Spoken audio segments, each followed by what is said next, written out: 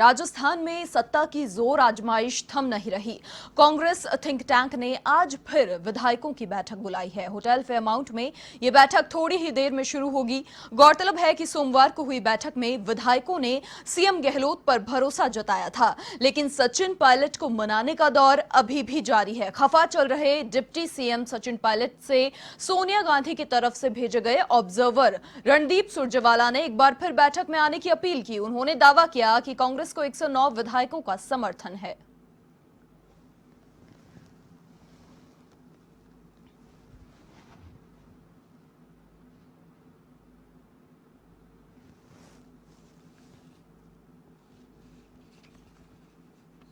पत्रकार साथियों के माध्यम से सार्वजनिक तौर से भारतीय राष्ट्रीय कांग्रेस ने कांग्रेस पार्टी के सभी विधायक साथियों समेत उन सारे साथियों जो किसी वजह से दिल्ली या मानेसर के होटल में गए हुए हैं, समेत हमारे उप मुख्यमंत्री सचिन पायलट जी और दूसरे साथियों के सहित ये दरख्वास्त की थी कि परिवार के सदस्य परिवार के अंदर ही उनकी शोभा है। परिवार के सदस्यों का सम्मान और इज्जत परिवार के अंदर ही है। राजस्थान की 8 करोड़ जनता ने कांग्रेस पार्टी को बहुमत राजस्थान की सेवा के लिए दिया है और ये सेवा के लिए 5 वर्ष का समय राजस्थान के 8 करोड़ बहादुर लोगों ने कांग्रेस पार्टी और उसकी सरकार को दिया है। इसलिए कांग्रेस विधायक दल के एक एक सदस्य, वो चाहे मात्र विधायक हो, मंत्री हो, उप मुख्यमंत्री हो या मुख्यमंत्री हो, कांग्रेस पार्टी के हर कार्यकर्ता और विधायक साथी का ये कर्तव्य है कि सेवा के इस यज्ञ में आगे बढ़कर सहयोग दें।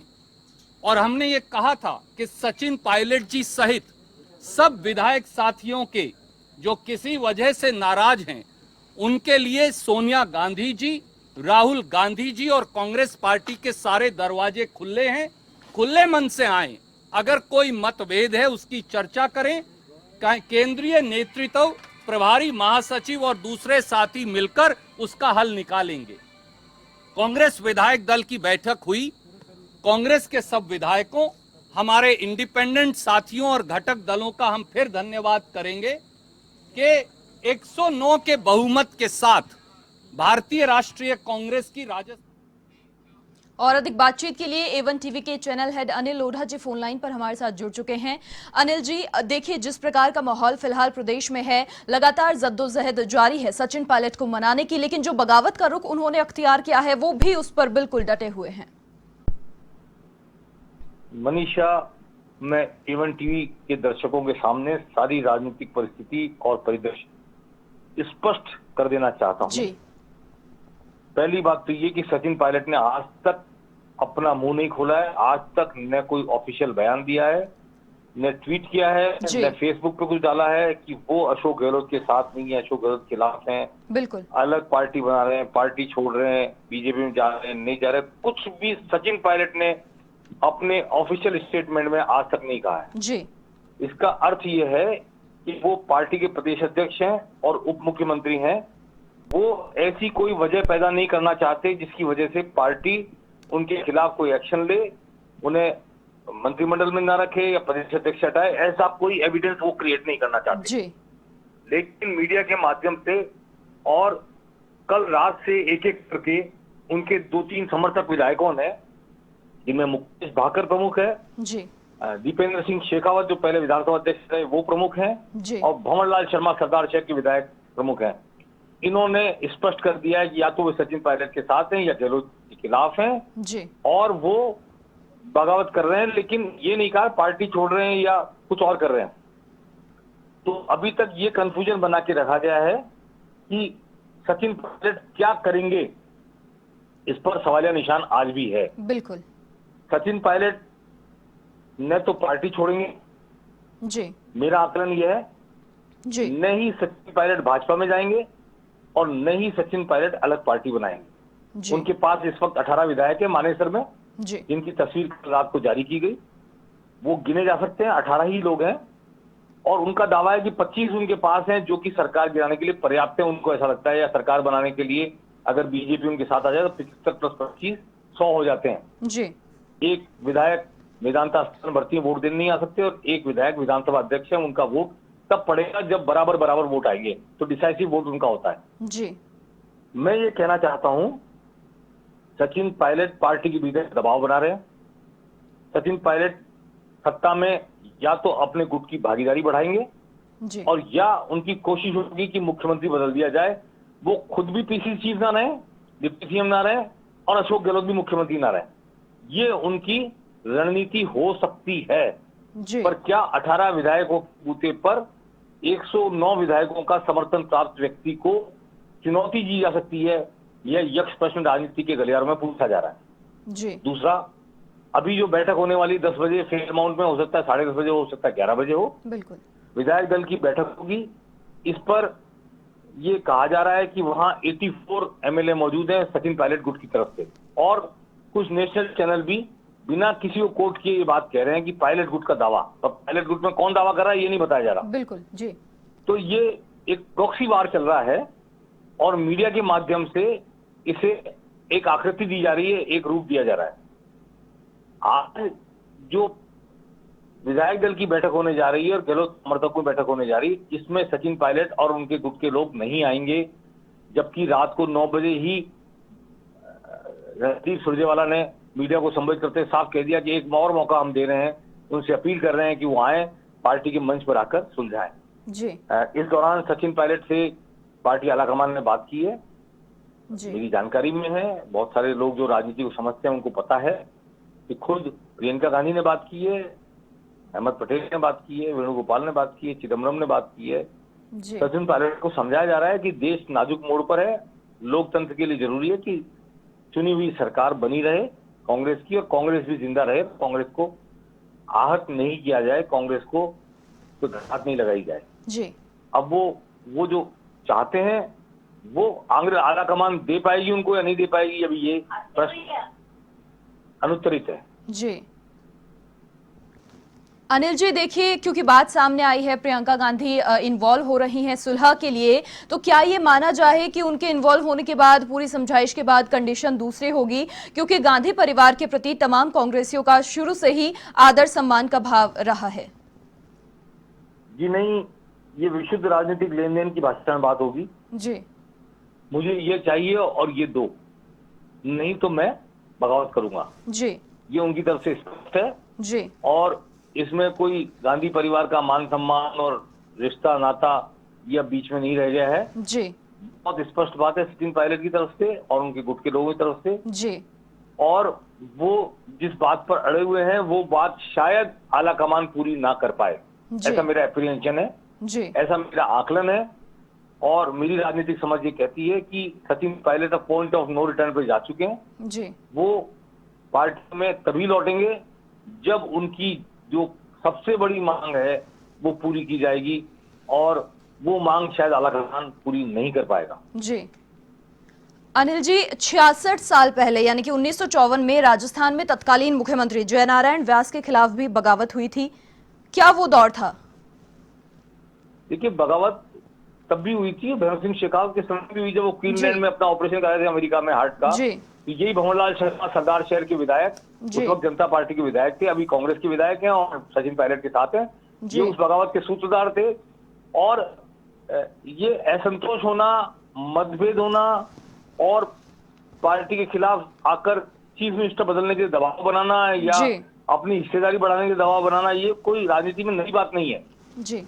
यही भंवरलाल शर्मा जो आज मानेसर में बैठे हैं, ये सरदार शहर के विधायक थे और भैरव सिंह शेखावत के नजदीक थे। इन्होंने ही बगावत का सूर्य खड़ा करके उस वक्त तो ऐसी परिस्थिति कर दी थी कि वो एक मुख्यमंत्री जो अमेरिका में क्वीनलैंड में अपना हार्ट का ऑपरेशन करा था, उसे बेड रेस्ट की एडवाइस के बावजूद जी ऑपरेशन के 2 दिन बाद छोड़कर भारत आना पड़ा।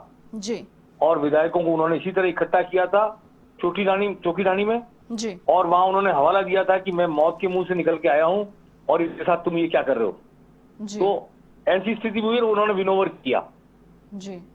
देखिए, जो जनप्रिय और लोकप्रिय राजनेता होता है उसकी जनप्रियता को, लोकप्रियता को अंगगणित के जरिए गिराने का, उससे हताहत करने का, उसकी राजनीतिक छवि धूमिल करने का प्रयास नई बात नहीं है, पहले जी। भी होता रहा है जी। और देश के कई हिस्सों में भी हुआ है।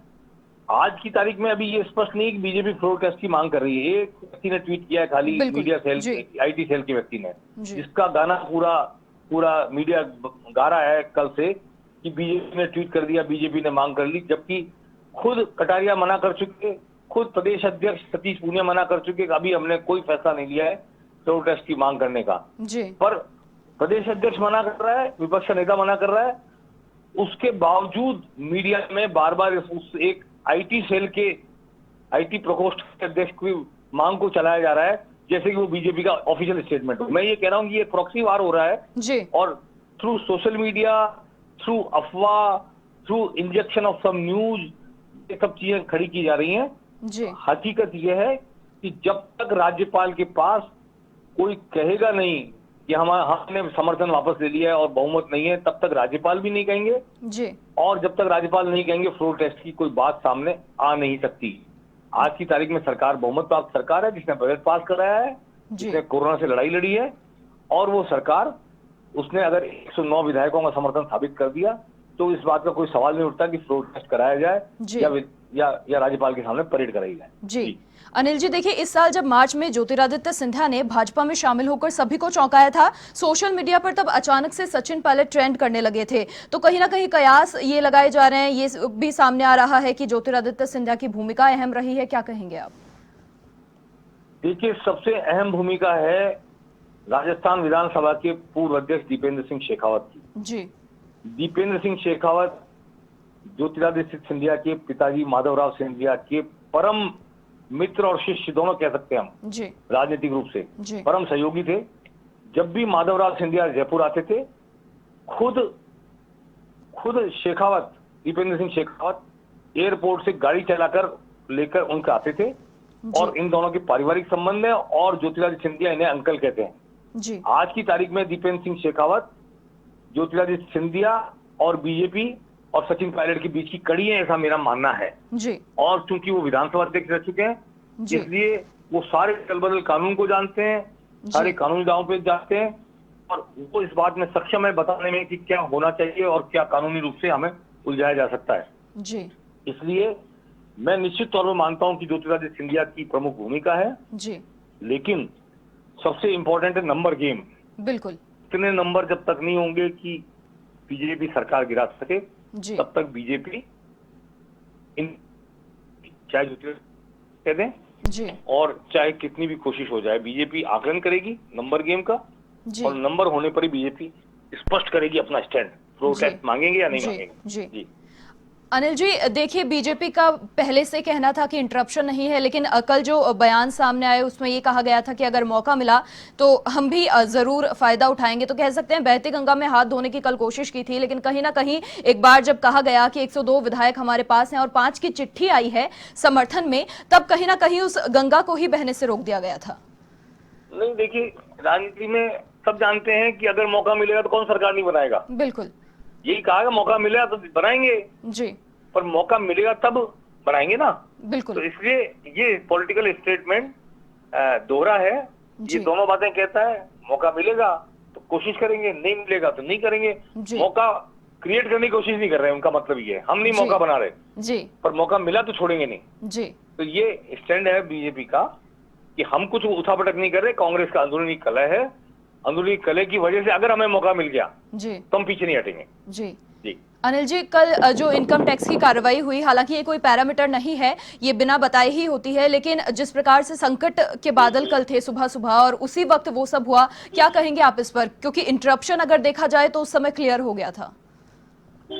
देखिए, राजनीति में सब चलता है, कहते हैं love and everything is fair in love and war. जी। ये अंग्रेजी की कहावत है।